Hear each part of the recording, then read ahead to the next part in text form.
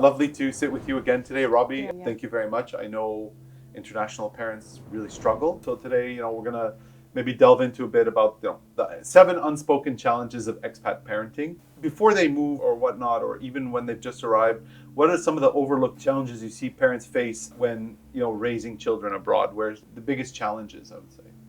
Before moving, you're saying? Before, or maybe just as they arrive, or if you have maybe more general challenges that you see that are maybe deeper and people can really relate to, I think that's helpful. I think that usually before an international move, very often the parents, not always, but very often the parents have this illusion that they will be coming back to where they were, or they will be going again.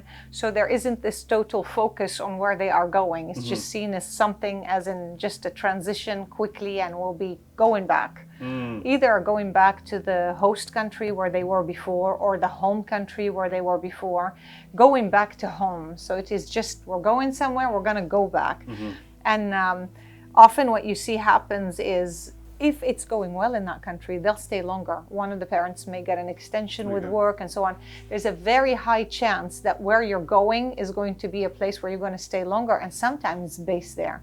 Here in the Netherlands, you see it a lot. I had many clients who came in, and you think, oh, 3 years, okay, they're leaving after 3 years, and then they don't leave after 3 years. They renew, they stay, they renew again, they stay, and then after 6-9 years, oh, you know what, it's home, let's just stay. And then literally they integrate and stay in the country and go nowhere. And I've seen this happen repeatedly. Like I say, specifically here. So I think that is one of the things that is overlooked the most, because if you leave the country you're in and you're coming to a new country and you go in with a very open, clean slate, rather than this idea or illusion that I'm just going to go and come back, then a whole world of opportunities open for you. Because then you think differently, right? You think, oh, let me explore the culture a little bit more. Let me learn Dutch or teach. Again, I'm using the Netherlands as an example, but it could be any country. Let me learn the language further. Let me see how it goes. So yeah, with my dad and our travels, wherever we traveled, in the beginning, it wasn't the case. He also, it was, I think it was more like, okay, we go, we come back, we will eventually go back. But later I saw it change, where we go somewhere and then this may be where we will stay, or I will stay. And then you learn the language, or you understand the culture better, or it's a journey. And I really do advise that parents do that, when you never know what the future holds. You never know. No. And since you never know what the future holds, why not just go in as an open, there's nothing to lose. It's a win-win situation. Just go in. It's our new host country. It will be home for who knows how long. It is going to be home for sure for the next 3 years, maybe longer. And then that, like I said, really changes your perspective on everything, on the openness to understand people and meet people and joke about the culture, life, and It's funny you say it. I remember when I left Canada, I was a bit scared to move to the Netherlands, and I said, you know what, it's just a 1-year paid vacation. That's how I'm going to take it. And now 15 years later, I'm still here, and I have no intention of moving back. So you see I can understand that that way. And you also understand, like, that thought when we say these things to ourselves, it's really because why do we think like that? Why do we do that? Fear. It stems from fear, 100%. Fear, right? Fear of change, because now you're going to change everything. So you just see it as, when you say, oh, it's just for that long, and I'm going to go and I'm coming back, then it's way more comfortable to tolerate it. Even if I'm not coming back, I'm going somewhere else, so it's only for that long. There's always this little bit of anxiety of going to a new place. And this is not just a new place, it's a new country. New everything. Everything is new. Very nice. So But then that brings up another thing about, okay, so this family, these parents have moved to country XYZ, let's say the Netherlands. Then they get there, and then there's maybe feelings of isolation sometimes, because it's new. How can expat parents deal with that kind of isolation, and that kind of sense that they've maybe jumped into the ocean alone and they're on this like boat in the middle of the ocean, and they how does one deal with such a thing, I have to say, honestly, for today's generation and where we are now, there are so many beautiful opportunities for parents to mingle for expats, right? And they are arranged by many companies. Okay. A lot of these international companies now arrange these services for their clients. So there's expat events and networking and meetings for the moms if they are not Play dates. working, or dads, or play dates. Yes. So there's so much. So it's as easy as 1, 2, 3. You go online and look, expat events in The Hague or in the Netherlands or in China or in Cannes or in Nice or whatever. You can also check with the school that your children are going to and see what can you do. Is there any events? This is one part of it. The other one is volunteering. I love that because happiness is truly living in service to others. That is the core of happiness for us humans. So being isolated and being lonely and feeling sad and becoming unhappy can be counteracted tremendously when you start thinking, you know what? I'm feeling this, I'm going to counteract this heaviness by this. And so going in and checking where can you volunteer and where can you help. There are always places that are looking for volunteers everywhere, whether it's the library, whether it's for elderly people, for schools, for playground supervision where your children are going, or and further, you could just check these options and see. And I'd suggest and I'd advise parents to think, what would I like to do? Oh, yes. What is my quality? If the parent is an introvert, quiet person, then yeah, help in the library. But if you are an extrovert and you love noise and people want to go for a playground, so just pay attention to that detail so that you feel good while you're volunteering. That's another one. And of course, learning the language. If you can learn the language, do it, not for the sake of learning the language itself, but so you can meet other people So you feel connected. who are in your boat. So you feel connected. In the end, we all know at our age it takes eternity to learn a new language. Especially to master it. Yes, exactly. So, but it has a lot of benefits. You're sitting with a group of people who also don't speak this language, and you will meet people. And so go out there and try to integrate if you have the need for it. Yeah, I find it's really important for our viewers to understand that there are probably loads of other people that feel exactly the same way. And I know that is kind of, I don't want to say, I think it's heartwarming and reassuring to say that if there's a problem out there that many people have faced, that means there's solutions out there too. Yeah, maybe you could elaborate a little bit more. I would say 100% when it comes to families moving abroad, the first thing that pops up, the fear of the unknown that each one of them experiences. For the children, the new school and the new friends and the new neighborhood, and for the parents, the new house and the new people and the new culture. For the dad, the new job and the new setting, and the family in a new environment that he wants to provide for. And so they all come back home after school and work and whatnot, and there is this now collective anxiety in one house under one roof because of all the new stuff that's happening. And I often talk about change being the basic rule in life. So this is a lot of change happening at once.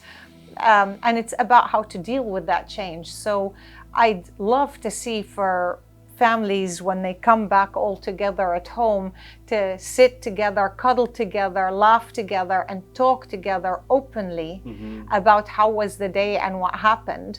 And regardless of how happy, sad, or anxious the day was of one of the children or yourself or the family unit, and that talk that you have over the dinner table or behind the TV when you want to watch a movie or in the living room, end it with a happy thought and infuse on it.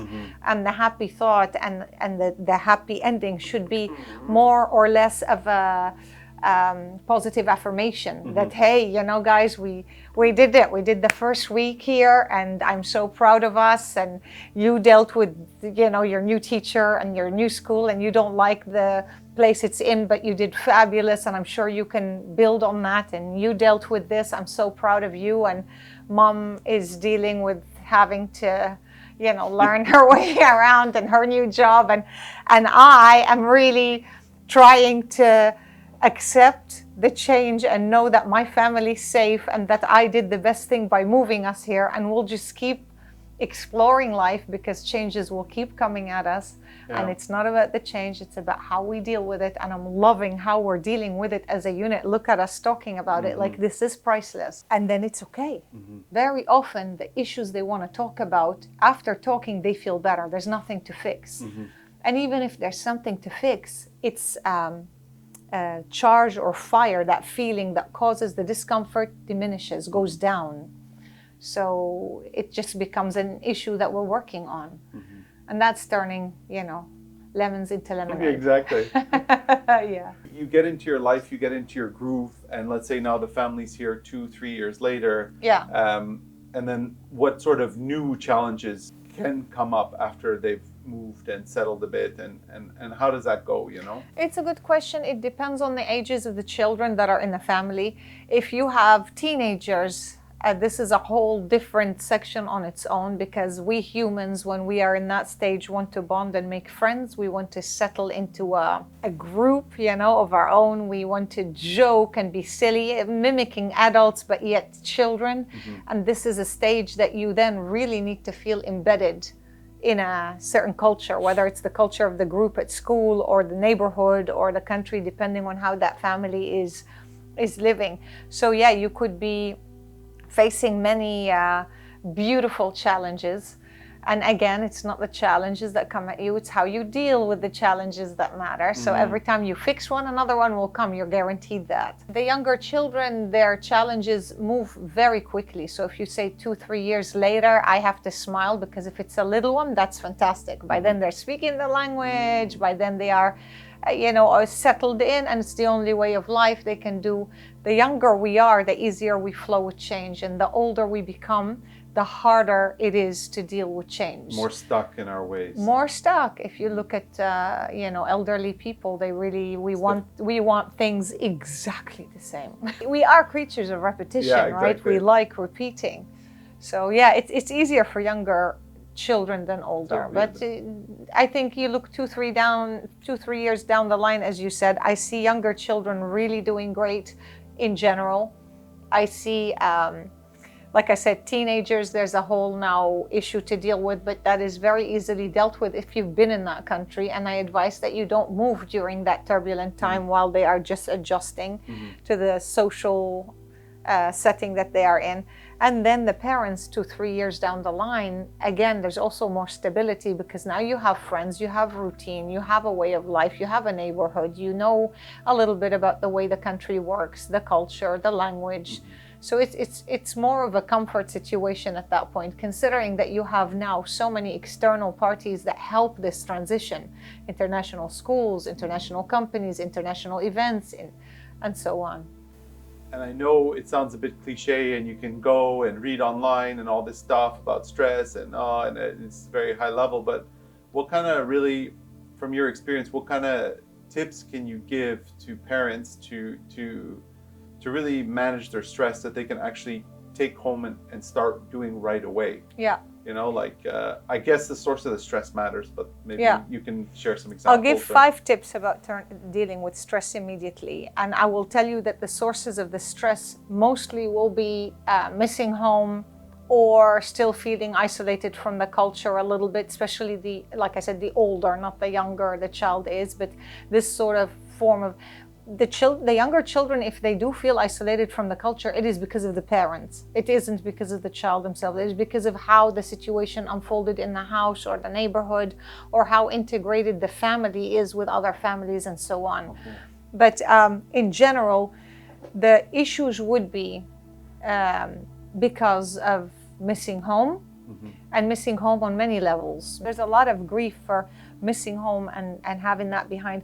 And then there is, if they stay in the country much longer, of course, now things are happening back home that they are missing out on. And this could be the grandparents are getting older, the grandparents are getting sick, and a family member might die, someone might get married, and you start missing out. If you know in time for a wedding you can go, but to fly the whole family and go so far away during a school term or whatever for a wedding is also very difficult. So one will go, the other one won't. So the missing out, the challenge of missing out. These are the biggest ones. To deal with stress, regardless what the stress is that is causing things, I always talk about 5 tips to go with. And these are 5 ways that we are born with, or stress release methods. The top 2 that I love about the stress release methods are laughing and crying. So whenever the stress peaks in your life, even if you don't know exactly where it's coming from, pull out a movie that you find hilarious, or go to a comedy show with a friend, and you'll find that you'll laugh way harder than you usually laugh, because you're needing to release. You'll literally, when and I do that myself, because I practice what I do. Well, I do what I practice. I've done this before, and I'd be in a comedy show, or I'd be watching one of my favorite movies, and whereas I'd laugh at some scenes normal, usually when I am stressed, the laughter, you can't stop. You literally can't stop. My friend will say something and I'm just bending down, tears are rolling, and it is a stress relief, because it's not that funny. I mean, come on, but you just can't stop. It just keeps rolling. And after that kind of laugh that's from the belly, there's this deep feeling of calm, peace, relaxation, and satisfaction that comes with it, because it's a natural release method. Children do it often, especially children of 11, 12, 13. They'll come back from school and they're giggling silly at the table about everything, Usually adults, or even at snack at school, the adult will tell the child, stop, there's nothing funny. Stop goofing around. It's not funny. Sit up, quiet, it's mealtime, but the child really needs to do this silly giggling nonstop, and it's almost uncontrollable. You'll know it when you see your child do it. You will know it. You'll know exactly what I'm talking about when you see it. Yeah. That is not naughty behavior whatsoever. That is the child having a lot of stress, and he's actually releasing. So there's this nonstop giggling. Even if you say, hey, stop it, honestly, I'm getting really now upset with you, and they still giggling, right? And it's not to disrespect you. He literally can't stop. It's just coming out. We stop the release, and we shouldn't. Just let him. Just ignore. He's not causing any damage. He's not swearing at anyone. He's not hitting anyone. He's not making a mess. Just let him, and it'll stop in a few minutes. Really good. So that's one of them. The other one is crying. Crying is by far the best way to deal with any stress you have, no matter what it is. It is unfortunate that, in our day and age, crying is really frowned on, because whenever someone cries, then they are viewed as, why are you crying? Toughen up and whatnot. And if it's not toughen up, we tend to want to stop people we love from crying. But we shouldn't, because, I also often talk about this. We shouldn't stop the crying, because it is a release method. It isn't that if you stop the crying, you stop the pain. The pain has happened, or the stress has happened. So let that crying clean your system or flush it out from the stress. Again, after a really good cry, there's that feeling of relaxation and peace, and your muscles literally. Yeah. I don't know if you've ever had such a good cry. The next day you wake up and you're like, bring it. I'm ready. Let's go again, world. Let's go. I'm ready. This is really after a very, very good cry. So, and I've also done that, but because of the way we are raised and society is, it's not easy to just sit and start crying. It's not like, oh, I need to cry. Okay, let's go at it. So I'll either use a friend to trigger me to cry. So I'll call my best friend and say, do you have time? I need to talk. I'm not feeling well. And she'll, okay, let's meet at this time or whatever. And I'll say, at your place or mine, I don't want to be in public. I need to vent. She knows what I'm talking about. So that's a tip. Or a family member, but not your children, because it's really, this is, we're adults. For them. Please, yes, I really, please, not the children. They can see you cry if they witnessed it and it happened and whatever, and that's fine and beautiful. You can tell them that I am releasing the sadness I have, I'm releasing stress I have, I'm releasing emotions I have, and it's a very healthy thing. So I just need to do it, and I'll feel great after, and I hope you do the same if you feel bad. There's a lesson, but don't sit and weep to a child. It's best not to do that. So yeah, a tip is get your friend or family member to talk to, and when you talk, you'll see it'll help you cry. And if that doesn't work, and I know a lot of dads that I talk to, they're like, there's no way am I gonna do that. Again, movies. They are, I just say, tell me the saddest movie you've ever watched that really like, goes straight in the heart, and they'll, think about one. I think it's the saddest movie I've ever seen. Tear triggering movie, that sort of thing. Love Actually, let's say, but it's a happy cry, I would say. Yeah, but it doesn't matter because it's going to start the crying. I would say Love happy Actually, it's a or nice not movie. happy, it's crying. Yeah, it's a really nice movie. That is a nice movie. Yeah. That is a nice I would movie. say that. And if your body's under stress before you watch that movie and you play it, you'll see that you'll cry way more and differently when you see that movie than if you would have watched it when you were in a happy mood. So those are on the top Again, two. something we missed in the education process growing up. And But sorry, hopefully we will integrate it. Yeah. Hopefully we'll integrate it in our parenting, in our schools, in our learning centers. Hopefully we will integrate it everywhere. 5 stress release methods: laughing, crying, yawning, shaking, and sweating.